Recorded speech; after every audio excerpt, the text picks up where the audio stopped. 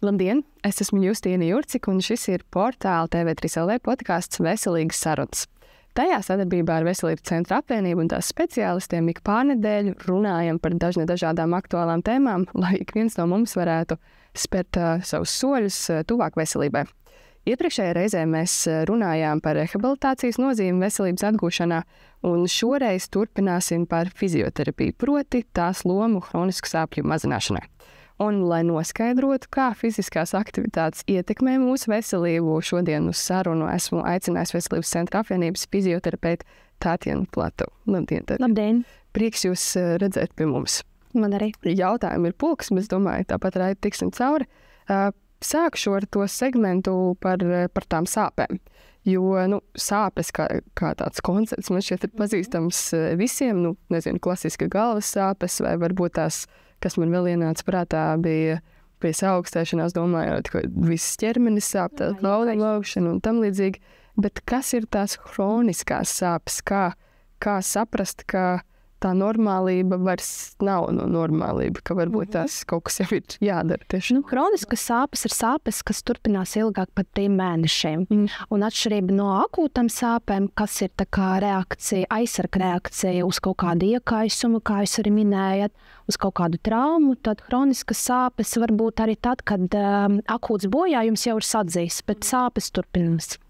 Un tur ir arī, varbūt atšķirās tā sāpju intensitāte vai kā? Protams, akūtas sāpes ir tādas sasas, straujas, stipras, tad hroniskas sāpes biežāk ir trūlas, tādas dedzinošas, smeldzošas, īdošas, bet, protams, pasliktina cilvēka dzīves kvalitāti. Cilvēks nevar normāli izgulēties, viņam samazinās darba spējas, tas ļoti ietekmē cilvēku.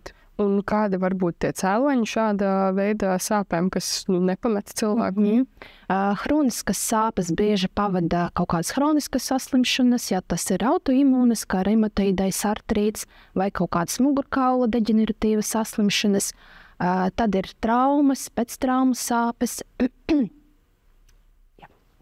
Un vēl ir domājot par tādiem cēloņiem, skaidrs, ka tas tā mūsdienu attīstība, 21. gadsimts, kas ienāk ar visiem diezgan daudz, es teiktu, ka ir tāds sēdošs dzīvesveids, daudziem ir office darbs, vai tas ietekmē? Protams, tas ietekmē, mazkustīgs dzīvesveids, sēdošs, muskuļi tiek visu laiku atrodas noteikta pozīcija, veidojas muskuļu savilkums, sasprindzinājums, un tas arī ietekmē. Tas arī var radīt savu iespaidu. Cik vispār daudzi varbūt ir tādi, ar ko jūs ikdienā saskaraties, kuri nāk tieši ar tādu jau hronisku problēmu? Jā. Cik liela tā pacientu cilvēku daļa, kas nāk pie jums? Tas cilvēku skaits ir pietiekoši liels. Es pateiktu, kādi 50% nāk ar hroniskām sāpēm. Ir arī kaut kādas tie cēloņi, kas vairāk, biežāk atkārtojas? Biežāk tie cēloņi ir muguras sāpes, un te ir domāts gan viss mugurkauls. Bieži vien cilvēkiem jautā, kas jums sāp mugura atbild. Un tad es precizēju, kura daļa sāp, jo cilvēks domā, mugura, teiksim, tā ir starp lāpstiņām. Bet man jāzina konkrēti, un citreiz ir tā, ka visa mugura sāp. Pilnīgi visa mugura sāp, un visas locītavas nevar atrast, kur man nesāp. Jā, un pie hroniskām sāpēm ir vēl tā, ka akūtas sāpes, kā es teicu, tas ir aizsarga mehānisms, kas mums saka, tā kā centrāla nervu sistēma padod signālu, mums saka, ka jārēģē. Kaut kas notiek nelabs un jārēģē. Bet hroniskas bieži vien ir tāda centrāla sensitizācija notiek. Kad ir mazākais kairinātājs, viņš rada pārmērīgu atbildes reakciju. Teiksim, cilvēkam tu vienkārši pieskaries, bet viņš jūt to, kā sāp. Diskomforts. Jā, kā diskomforts, jā. Vai ir varbūt kaut kādi maldīgi nepatīsi pieņēmumi par hroniskām sāpēm? Teicāt, piemēram, par to laika sprīdi varētu būt, ka ir, es pieļauju, varbūt cilvēki domā, gan jau tāpat pāries, jādod laiks sev. Ir kaut kādas lietas, ko es varbūt saskaties praksē, cilvēki maldīgi domā par šo? Cilvēki maldīgi domā, ka es neko nedarīšu, es pagulēšu un man pāriet. Jā, tas noteikti ir maldīgi. Jā, jo muskuļi tā kā sastīvēs vēl vairāk, locītava sastīvēs, lielāks būs saspringzinājums, un pēc tam arī kustēsies vēl sliktāk un negribēsies varbūt kustēties, nemaz pasliktinās asinsrite. Tas ir laikam viens no tiem maldīgajiem uzskatiem. Un kas tad ir tas brīdis, kad jābeidz ciest, kā saka, kad jāmeklē palīdzību? Viens ir, protams, tas laiks brīdis jānovēro, vai lai tiešām tādā veidā vismaz apstiprināt, ka tas varētu būt hronisks sāpes, kas vēl ir? Teiksim, cilvēks var aiziet pie ģimenes ārsta, tur viņam nozīmē kaut kādas nesteroīdijas pretiekaisuma līdzekļus, viņam nepalīdz, tad parasti nākamais posms ir aiziet pie fizioterapeita uz kustību terapiju. Mums ir ļoti liels klāsts, ko mēs varam piedāvāt no tehnoloģiem, gan kaut kāds manuāls, gan tie paši terapeitiskie vingrojumi, katram individuāli varam pielāgot vingrojumu kompleksu. Jā, tā kā es uzskatu, ka cilvēkam tiešām sāp vairāk par tiem 3 mēnešiem, būtu labi aiziet vismaz uz konsultāciju pie fizioterapeita, jo mēs arī apskatām stāju, gaitu, kustības stereotipu un jau redzam, kas var būt pa vainu. Bet var sākt uzreiz ar fizioterapeitu vai, nezinu, ir tas ģimenes ārsts, kā labāk tas pareizais ceļš būtu, kā jūs ieteikt? Var arī izlaist to posmu ģimenes ārsts, var uzreiz iet pie fizioterapeita. Un kā sagatavoties tajā pirmajā reizē? Es pieļauju, ka nevar tā vienkārši atnākt un palīdzēt man šķiet. Protams, paņemt sporta tērpu, paņemt ūdeni. Atnākt, citreiz mēs prasam arī nosūtījumu, atnākt un izstāstīt savas bēdas, kas ir uz sirds, kas uztrauc. Tad mēs centīsimies palīdzēt. Bieži vien nāk jauni cilvēki, kuri tiešām tur sasportojušies vien daudz. Jā, un viņiem ir muskuļu stīvums, izstāsta, un tad mēs cenšamies palīdzēt. Bet es pieļauju, ka tajā brīdī, kad atnāk, vajadzētu jau būt pašam vismaz par sevi skaidrībai, kur varētu būt tā problēma. Jā. Un jābūt gatavam izstāstīt, runātīgam. Es pieļauju, ka tā ir tā atslēga, lai vislabāk var palīdzēt. Jā, mums ir jautājumi, ko mēs pielietojam, jo citreiz īpaši vīrieši, viņi sēž, viņiem pilnīgi vajag izvilkt atbildes. Jā. Bet tā nav problēma. Jā. Parasti cilvēki zina, kur sāp, tikai nezinu, no kā tas var būt. Un tad ir, kad cilvēkam ir kaut kāda izveidojusies asimetriska stāja, tu to viņam izskaidro, viņš saka, es taču te šķībi sēdēju visu laiku, kur tā problēma. Vai man to likums saka? Jā. Un kā ir atnācis kāds pie jums, izstāst savu problēmu, kas tad notiek tālāk? Kā tad tas fizioterapeits palīdz vai... kā tas notiek tas process kopā? Mēs novērtējam, funkcionāli novērtējam pacientu, izprašņājam par tām sūdzībām, tad apskatām stāju, gaitas stereotipu, varbūt ir vajadzīgi kaut kādi specifiski testi, kā muguras garuma, muskuļu garuma testi vai muskuļu spēka testi. Un tad tālāk izvirzam mērķus. Un mērķtiecīgi tos mērķus cenšamies sasniegt kopā ar pacientu. Pacienta līdzestība ir ļoti svarīga. Vienmēr ir sadarbība, jo pacients ir pozitīvāk noskaņots, jo labāks būs rezultāts, jo vairāk viņš ir motivēts. Vai varbūt ir kādi gadījumi, kad nepietiek tikai ar pacientu un fizioterapeitu, kad varbūt jāiesaista vēl? Jā, citreiz ir jāiesaista algologs, neirologs, varbūt ergoterapeits, varbūt masīrs. Tas varbūt arī tādā komplekss. Jā, tieši tā. Komplekss darbs. Mūsdienās tā labā un arī sliktā lieta ir tas, ka internetā var atrast visu kaut ko. Ne tikai kontaktu speciālistiem, bet arī video materiāls vai rakstisks materiāls par to, kā palīdzēt sev arī tur, kronisko muguras sāpju gadījumu. Man liekas, tā ir klasika. Un bieži vien jau nav tā, ka nekam nevar ticēt. Ir jau kaut kas, kas arī ir noderīgi, un tomēr vai var tā paļauties uz to, ka es tagad internetā atradīšu, papildīšu mājās tur pavingrošu, it kā man tur fizioterapeits no ārzemēm stāstu. Es viņam klausīšu, viss būs kārtībā. Tā ir prātīga doma, vai varbūt tomēr? Nu, ļoti jāfiltrē tas konteksts, ko mēs redzam video. Vislielākā varbūt problēma ir nevis tie vingrojumi. Vingrojumi paši par sevi varbūt ir labi, bet tā izpildes tehnika. Bieži vien video netiek aprakstīts, kā. Nav izstāstīts, kā pareizi, kāda ir tā tehnika. Tāpēc es iesaku tomēr aiziet pie fizioterapeita un iemācīties to tehniku. Mēs arī iemācām ieklausīt savu ķermeni, kuri muskuļi strādā, jo bieži vien cilvēks kustina rokas, viņš nesaprot, ko viņš dara, ar kādu vispār mērķi un ko viņš sasniegs. Bet fizioterapeits var izstāstīt, kuri muskuļi strādā, kāds būs tas sasniegums un vēl viena lieta, ka ne visiem der tie vingrojumi. Ļoti individuāli jāpielāgo. Tāpēc, ja kaut kāda neliela problēma, varbūt tad var apskatīt tur to video un tos pašus plecus izkustināt, nebūs slikti nevienam, vai izapļot tur gurnus. Bet, ja kaut ko vairāk, tad labāk pie specialista. Par to pareizo stāju un pareizo veidu, kā pildīt vingrinājumus. Es pieļauju, ka tur jau arī var būt tā, ka, ja tu tik ļoti paļaujies nezinādams, tu vari sev nodarīt lielāku postu. Jā, teiksim, cilvēku uzskata, ka jāsēž visu laiku ar taisnu muguru. Visu laiku. Bet, jābūt pareizam krēslam, ar to atzveltni, ar to mazo, lai atbalstītu arī mugurkaula jostas daļu. Bieži vien tagad birojas arī piedāvā stāvvietas, kā var nevis sēdēt, bet stāvēt pie galda. Vai sēdēt uz vingrošanas bumbas, un tās apaļās arī ļoti laba lieta.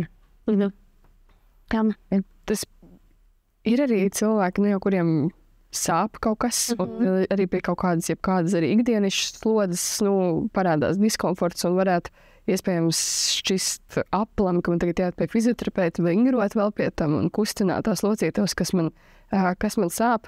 Un tomēr, kāda tur ir tā sakarības ar to kustību un veselības uzlabošanu arī pie tā, ka es saku, varbūt tās tev liekas muļķīgi tagad iet kustināt un darboties un būt aktīvam, jo tas ir tas, kas rada kaut kādu diskomfortu, bet to iesaka ārsts speciālists, ka tas varētu palīdzēt kādu tur tā. Tur ir tā, ka kustība uzlabo locītavu lokanību, muskuļu elasticitāte, asinsritim, un līdz ar to uzlabos viss vielmaiņas procesi organismā, un kustība pati par sevi arī rāda labāku pašsajūtu. Un cilvēkam tā pašsajūta uzlabojas, tā visa ķermeņa sajūta uzlabojas un mazinās arī sāpes. Un galu galā, ļoti sāp kaut kāda, locīta, vienmēr var sākt ar citām locītavām, ar periferiju, ar, cēlis sāp, tad mēs varam pēdas izkustināt, tur vienmēr var atrast to variantu. Un arī vingrojumi uzlabo sirds asinsvadu sistēmas funkciju. Tāpēc, gluži nav tā, ka nav jāvingro, ir jāvingro, ir jākustās. Tātad arī nevajag baidīties, ka tu aizies pie tā speciālista un tagad tev liks darīt obligāti cauri sāpēm, tikai tāpēc, ka tas nav. Vienmēr mēs sakam saviem pacientiem, ka mēs darām līdz sāpju robežai, sāpes neprocējam. Tur tādā ziņā viss tiek sekots līdzi. Viss ir sekots līdzi, viss individuāli pielāgots, strādājam, lai kopīgi ar pacientu dabūtu to labāko efektu. Vai gadījumā ir šīs hroniskās sāpes kaut kāda iemesla dēļ, vai tas nozīmē, ka tagad visu atlikušo mūžu būs regulāri jātiekās ar fizioterapeitu? Mūsu darbs ir izglītot pacientu, apmācīt, lai viņš patstāvīgi var vingrot, lai viņš pats var sev palīdzēt. Mēs nepataisam cilvēkus atkarīgas no mūsu pakalpojumiem. Galā ir sporta zāle, mēs varam sagatavot cilvēku atbilstoši, varbūt viņš arī pirms traumas ir vingrojis un viņš arī grib atgriezties sportā. Tad mūsu mērķis ir sagatavot cilvēku, lai viņš atbilstoši ir sagatavots un var atgriezties savai ikdienas rutīnā. Bet, ko es gribu uzsvērt, ka ir jāvingro. Cilvēks nav domāts, lai sēdētu 8 stundas dienā. Cilvēks ir domāts, lai kustēties. Varbūt te varam iestrpināt, kas tad ir tās ka tie riski, vai ar ko var nākties rēķināties. Attiecīgi, ja mēs tomēr sēžam un tās fiziskās aktivitātes noliekam, es pieļauju, tas nāk kopā ar iespējamām kroniskām sāpēm, bet kas vēl var būt tās lietas, kas attīstās, ja mēs sēžam?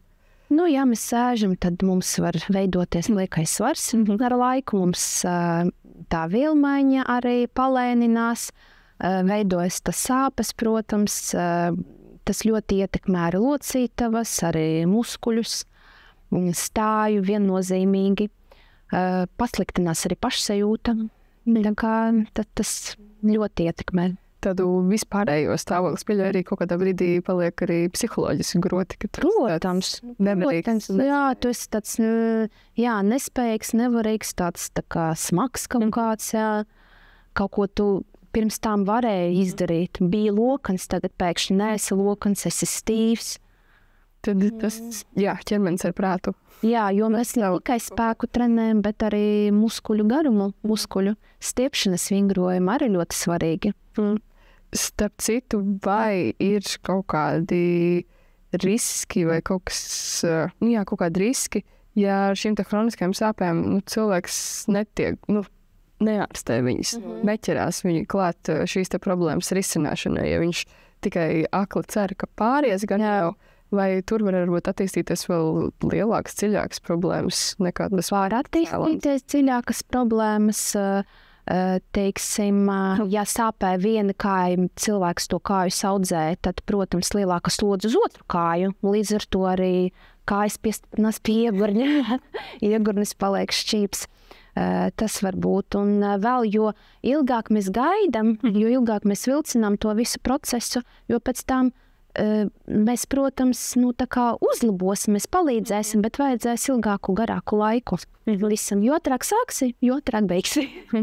Es starp citu par to ārstēšanās laiku, es pieļauju, ka tas jau ir tāds ļoti individuāls, un vai notiek varbūt kaut kāds check-ups ar fizioterapeitu, lai tiešām saprastu, ka paliek labāk? Mēs to izmantojam, mēs novedam to kursu, iedodam mājas kompleksu un pēc mēneša lūdzam cilvēku atgriezties, un tad skatāmies, kā viņam gājis. Varbūt viņš mums izstāstīs, ka pie noteiktiem vingrojumiem viņiem tur bija sāpes, tad varbūt tos vingrojumus mēs noņemsim, un tad mēs pakoriģējam to plānu vai ejam uz nākamo līmeni. Un līdz ar to cilvēks atkal var darboties. Vai ir kaut kāds varbūt standarts ar tām reizēm, kur jātiekās ar fizioterapeitu, vai tas nav to? Parasti standarts ir 10 reizes. Es uzskatu, ka 5 ir pa maz. 5, lai tikai iemācīties to tehniku. Kas varbūt ir tādi... Es pieļauju tajā brīdī, kad ir tās kroniskās sāpes, tu jau esi tik ļoti pieredzis pie viņām arī kaut kādā mērā, ka varbūt nemaz nepamani, ka kaut kas ir apgrūtināts ikdienā un tam līdzīgi. Un tajā brīdī, kad tu sāc strādāt ar sevi, vēl risināt šo te problēmu, vai tur ir kaut kādas, kas tur ir tās pirmās lietas, ko cilvēks varbūt varētu pamanīt, lai viņš arī pats jau varētu priekš sevis ne tikai kopā ar fizioterapeitu, bet pats jau sākt novērtēt, ka šis tiešām strādā, šis man tiešām palīdz. Kas ir tas? Cilvēkam paliek vieglāk kustēties, cilvēkam vieglāk turēt taisnu muguru. Viņš jūt to uzlabojumu un viņš grib turpināt. Parasti tā arī notiek. Viņš var vairāk padarīt, varbūt viņš var beidzot braukt ar riteni, atgriezties. Tā vai skriet.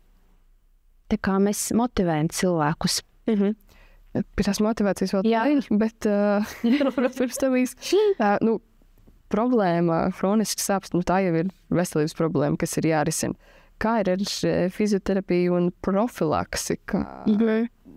Tā var būt noderīga arī ne jau reālas problēmas risināšanā, bet tādā ikdienā, ka it kā šķietam viss kārtībā. Jā. Fizioterapija ir noderīga profilaksē.